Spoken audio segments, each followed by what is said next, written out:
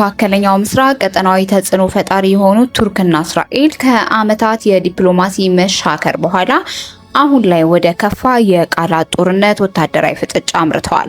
በተለይም በጋዛ እየተካሄደ ካለው ጦርነት ማግስት በሁለቱ ሀገራት መሪዎች ሬሲፒ ጣይብ ኤርዶዋንና ቤንያሚን ኔታንያሁ መካከል የሚለዋወጡ ጠንካራ ክሶች ግንኙነቱ ከቀዝቃዛ ሰላም ወደ ቀዝቃዛ ፉክክር መሸጋገሩን ያመለክታሉ። ቱርክ የንግድ ግንኙነቷን ማቋረጧና እስራኤልም አንካራን እንደ አዲስ የጠላት ፍረጃ መፈረጃቸውንም ሁለቱ ሀገራት ወደ ቀጥተኛ ወታደራዊ ግጭት ሊያመሩ ይችላሉ የሚለው ስጋትን አንግሷል። ይህ ንግግርና የባለሙያ ትንታኔ በጥልቀት ይቃኛል። እየተዘዋገቡ ያሉ ቱርክና እስራኤል ወደ ወታደራዊ ግጭት ሊያመሩ ይችላሉ። ባለፉት 3 ዓመታት ቱርክና እስራኤል መደበኛ ዲፕሎማሲያዊ ግንኙነትን ከመፍጠር ወደ ቀጥተኛ ወታደራዊ ግጭት እያመራ መሆኑ እየተነገረም ይገኛል። በሁለቱ ሀገራት መሪዎች መካከል የቃላት ጦርነቱ በቀጠለበት በአሁኑ ወቅት ወታደራዊ ግጭት የመከሰት እድል ይኖራል ወይም የሚል ጥያቄ እያስነሳ ይገኛል። የእስራኤል ጠቅላይ ሚኒስትር ቤንያሚን ኔታንያሁ ባለፉት ሚያዝያ ወር በማህበራዊ ሚዲያ ላይ ባሰፈሩ ጽሑፍ የቱርኩ ፕሬዝዳንት ሬሲፕ ጣይብ ኤርዶዋን በኢራን የሚገኘው የሽብርተኝነት ስርዓት እንዲረዱ እና የራሳቸውን የኩርድ ዜጎች ጨፍጭፈዋል ሲሉ ከሰዋቸዋል። ከቀናት በኋላ ለቱርክ ፓርላማ ንግግር ያደረጉት ኤርዶዋን በጋዛ በሚገኙ የ73,000 ፍልስጤማውያን በደም የተሸፈኑ እጆችና ፊቶች ሳይመለከቱ በኩርድ ወንድሞቻችን አማካኝነት ሀገራችን ያለምንም እፍረት ይከሳሉ ሲሉ ምላሽ ሰጥተዋል። ከሰሞኑ ክስተቶች ጋር በተያያዘ ለቢቢሲ ሀሳባቸውን የሰጡ ባለሙያዎች እንደሚሉት በቱርክና በእስራኤል መካከል የሚፈጠር የግጭት አደጋ ከመቼውም ጊዜ በበለጠ ቢጨምርም ሁለቱም ወገኖች በተመሳሳይ ጊዜ ሊከሰት የሚችለውን ግጭትን ለመከላከል እየሞከሩም ነው። ከቀዝቃዛ ሰላም ይልቅ ቀዝቃዛ ፉክክር እየተመለከትን ነው። መስከረም 26 2016 ሐማስ በእስራኤል ላይ ጥቃት ከሰነዘረና ቴል አቪቭ በጋዛ ላይ ወታደራዊ ዘመቻ ከከፈተች በኋላ በቱርክና በእስራኤል መካከል የቃላት ጦርነቱ ተጠናክሯል። ባለፉት 3 ዓመታት ከተሰጡት ከባድ መግለጫዎችና ክሶች በተጨማሪ መደበኛ ዲፕሎማሲያዊ ግንኙነት ለመፍጠር የሚደረገው ሂደትም ቆሟል። ቱርክ ከእስራኤል ጋር ያላትን ንግድ ግንኙነት ማቋረጧንም አስታውቃለች። በቱርኩ ኢዝሚር ኬች ቻላቢ ዩኒቨርሲቲ የዓለም አቀፍ ግንኙነት ተባባሪ ፕሮፌሰር የሆኑት ዶክተር ቶክሴ ኤርሶይ በሁለቱ ሀገራት መካከል ያለው ሁኔታ ከዲፕሎማሲያዊ መሪዎች በላይ የሀገር ውስጥ ፍላጎቶች በመኖራቸው ምክንያት የውጭ ፖሊሲው የሀገር ውስጥ ፖለቲካ ሰለባ ሆናል ብለዋል።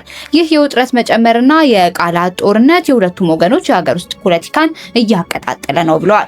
ኔታንያሁ ጠንካራና ለግጭት ወደ ኋላ የማይሉ መሆናቸውን የሚያሳይ ምስል በመፍጠር በሀገር ውስጥ ፖለቲካ ላይ ያላቸውን አቋም ለማጠናከር እየሞከሩ ነው። በቱርክ በኩል ደግሞ ከክልላዊ አመራር ጋር የተያያዘ ነው ሲሉ አክለዋል።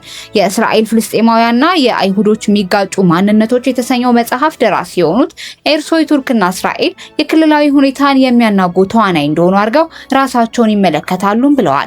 ለአሁኑ የግንኙነት ሁኔታ ደግሞ ቱርክ እስራኤልን ግንኙነት ሁልጊዜም እንደ ቀዝቃዛ ሰላም እንገልጸዋለን፣ አሁን ግን ቀዝቃዛ ፉክክር እያየን ነው ሲሉ አክለዋል። ቤንያሚን ኔታንያሁ ቱርክን እንደ ተቀናቃኝ አድርገው የገለጹበት አስተያየት አደገኛ እንደሆነም የቀድሞ የእስራኤል ዲፕሎማሲ ኤሎን ፒንካስ ተናግረዋል። በተለይ ኤርዶዋን ቀስቃሽ አስተያየቶችን በመስጠት ሁኔታውን ሲያባብሱት ይህ አይነቱ ንግግር በጣም አደገኛ ነው ብለዋል ፒንካስ። የኔታንያሁና ኤርዶዋን የቃሉ ውዝግብ የግጭት አደጋን ይጨምራል። በለንደን በሚገኘው የሴንት ጆርጅ ዩኒቨርሲቲ የዓለም አቀፍ ግንኙነት ፕሮፌሰር አምኖን ኢራን እነዚህ የቃላት ጦርነቶች በአብዛኛው ለአገር ውስጥ ፍጆታ የሚያይሉ መሆናቸውን ያምናሉ። ከቱርክና ከኤርዶዋን አንጻር የቃላት ግጭቱ ግብ የጀስቲስና ዲቨሎፕመንት ፓርቲ መሰረትን ማስደሰት ነው። ኔታንያሁ ተመሳሳይ ቃና በመጠቀም የቀኝ ዘመም ደጋፊ ድጋፍ ለማግኘትና አቋማቸውንም ለማጠናከር የሚደረግ ነው ብለዋል። የእስራኤል የውጭ ፖሊሲ ከቀዝቃዛ ጦርነት ማብቂያ ጀምሮ የተሰኘ መጽሐፉን ደራሲ ለሆኑት አራም በሁለቱ ሀገሮች መካከል ያለውን ግንኙነት ከ2010 እስከ 2016 ባለው ጊዜ ከነበረው ከማቪ ማራማር ቀውስ ወዲህ በጣም የከፋ ደረጃ ላይ ደርሷል። አክሎ በእኔ አስተያየት ኔታንያሁ ሆነ ኤርዶጋን በንግግራቸው በጣም ኃላፊነት በጎደለው መንገድ እየሰሩ ነው። እንዲህ አይነቱ ንግግር በሁለት ሀገሮች መካከል ግጭት የመፍጠር እድልን ይጨምራል ሲሉ ተናግረዋል። ኔታንያሁ በወታደራዊ ልብስ የፎቶ ባለመብት ኦፊስ ኦፍ ኢዝራኤል ፕራይም ሚኒስተር ሱሪያ፣ ቆጵሮስና ምስራቅ ሜዲትራኒያን ለቢቢሲ ሀሳባቸውን የሰጡ ባለሙያዎች እንደሚሉት በቱርክና በእስራኤል መካከል ሊኖር የሚችል ማንኛውም ግጭት ሁለቱ ሀገራት ለራሳቸው ተጽዕኖ ወሰን በሚገኙባቸው ነጥቦች ሊከሰት ይችላል። በቱርክና በእስራኤል መካከል የግጭት አደጋ ከመቼውም ጊዜ በበለጠ ከፍ ብሏል ሲሉ ኤርሶይ ተናግረዋል። ወደ ሁሉን አቀፍ ጦርነት የማምራት እድል ዝቅተኛ መሆኑን አጽንኦት በመስጠት በተለይም በሶሪያ በቆጵሮስና በምስራቅ ሜዲትራኒያን እየጨመረ የመጣውን ውድድርም ጠቁመዋል። እዚህ ላይ ደጋፊ ቡድኖች ለመፍጠር የሚደረገው ሙከራን እያየን ነው። ሁለቱ ሀገሮች አብሯቸው የሚቆሙ ጂኦፖለቲካል ጋሻ ለመፍጠር እየሞከሩ ነው ማለት እንችላለን ሲሉም ተናግረዋል። ኤርሶይም እንዲህ ብለዋል። በእስራኤል ስትራቴጂካዊ ሰነዶች ውስጥ ቱርክ እንደ አሁኑ ጠላት ተመድባለች። ይህ እውነታ ነው። አምኖን አራንም በበኩላቸው ከዚህ በፊት ከነበረው ጋር ሲነጻጸር ወታደራዊ ግጭት እድሉ ጨምሯል ብዬ አስባለሁ። ነገር ግን አሁን ማስወገድ ይቻላል። እንደ አውሮፓውያን አቆጣጠር በ2025 በአዘርባይጃን ሪፐብሊክ የቱርክና እስራኤል ወታደራዊ ልዑካን በወቅቱ በአገራቱ መካከል ያለውን ውጥረት ለመከላከል አደረጉትን ስብሰባ ጠቅሰዋል። እኔ እስከማውቀው ድረስ ቢያንስ በወታደራዊ ደረጃ ወደ ግጭት ሊያመሩ የሚችሉ ማናቸውም ክስተቶች ወይም የተሳሳተ ስሌቶችን ለመከላከል ጥረቶች እየተደረጉ ነው ብለዋል። ኢራን በእስራኤል ስለ ቱርክ ስላለው አመለካከትም ቱርክ ቀስ በቀስ በእስራኤል መንግስትና የጦር ሰራዊት ውስጥ ባሉ የፖለቲካና ወታደራዊ ልህቃን ዘንድ እንደ ጠላትና አደገኛ ኃይል እየታየች ነው ሲሉ ተናግረዋል። አሎን ፒንካስ ይህን አደጋ ለማሳየት ምሳሌ አስቀምጠዋል። ቱርክ ወደ ጋዛ ወይም ሊባኖስ የሚያመሩ የእርዳታ መርከቦችን አጅባለች። የእስራኤል የባህር ኃይል መርከቦች ይህን መርከብ ለማጥቃት ቢሞክሩና የቱርክ መርከቦች የአጸፋ ተኩስ ቢከፍቱም እስራኤል ምላሽ ልትሰጥ ትችላለች። ይህም የተወሰነ ጦርነት ሊፈጠር ይችላል፣ ግን ያ ይሆናል ብዬ አላስብም ብለዋል። አሎን ፒካስ በበኩላቸው የቱርክ የእስራኤል ወታደሮች ከሁለቱ ሀገራት ፖለቲከኞች ጋር በተነጻጻሪነት በምክንያታዊነት እንደሚሰሩም ያምናሉ።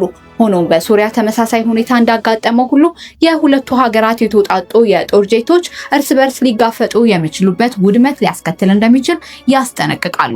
ስለዚህ ምንም መረጃ ባይኖረኝም ግን ሞሳድና ቱርክ ወታደራዊ እንዲሁም የውጭ የስለላ አገልግሎቶች ያለማቋረጥ ግንኙነት እንዳላቸው ቢነግርም ምንም አልገረምም ብለዋል።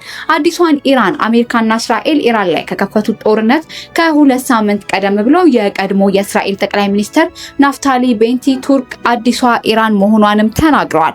በኋላ ተመሳሳይ ሀሳቦችን በእስራኤልና በዓለም አቀፍ ሚዲያም ተስተጋብተዋል። ቤንያሚን ኔታንያሁ በአንድ ጽሑፋቸው ላይ ቱርክ ኢራንን እንደምትደግፍም ጠቅሰው ከሰዋል። እስራኤል ከኢራን በኋላ ጠላት ሳይኖራት መኖር ስለማትችል አጀንዳ ለመፍጠር ትገደዳለች ሲሉ የቱርክ የውጭ ጉዳይ ሚኒስቴር ሀካን ፊዳን ባለፈው ወር ለአገራቸው የዜና አገልግሎት አናዶሉ ተናግረዋል። የኔታንያሁ መንግስት ብቻ ሳይሆን አንዳንድ ተቃዋሚዎች ቱርክን በፖለቲካ ቋንቋ እንደ አዲስ ጠላት ለማስተዋወቅ እየሞከሩ እያየን ነው። የቀድሞ ዲፕሎማት በሁለቱ ሀገራት መካከል ያለው ግንኙነት በቱርክ በታሪክ ውስጥ ፍጹም ስምምነት የሞላ ሆኖ አያውቅምም በማለት አጽንኦት ሰጥተዋል። የቱርክና እስራኤል ግንኙነት ወደ መልሶ ግንባታ መስመር እንዲገባ አዲስ የደህንነት ስርዓት ያስፈልጋል። በሌላ አነጋገር የጋራ መተማመን እንደገና መመስረት አለበት ብለዋል። በአጠቃላይ በቱርክና በእስራኤል መካከል ያለው ውጥረት ከንግግር ባለፈ በሶሪያ በቆጵሮስና በሜዲትራኒያን ባህር ላይ ያለውን የኃይል ሚዛን የሚፈትን ደረጃ ላይ ደርሷል። ምንም እንኳ እንደ ኔቶ አባልነቷ ቱርክ እንደ ቀጠናዊ አጋርነቷ እስራኤል ቀጥተኛ ጦርነት ውስጥ የመግባት እድላቸው አነስተኛ እንደሆነ ቢገመትም በስህተት የሚሰነዘሩ ወታደራዊ እርምጃዎች ግን ለከፋ ቀውስ በር ሊከፍቱ ይችላሉ። ባለሙያዎች እንደሚጠቁሙት በሁለቱ ሀገራት መካከል የተሸረሸረው መተማመን እንዲመለስ አሁን ያሉትን መሪዎች የሚተኩ አዳዲስ ፖለቲከኞች ወይም አዲስ የደህንነት ስምምነት የግድ ይላል። እስከዚያው ግን በሜዲትራኒያን ሰማይ ስር ቀዝቃዛው ፉክክር እንደቀጠለም ይቆያል። ይህ መረጃ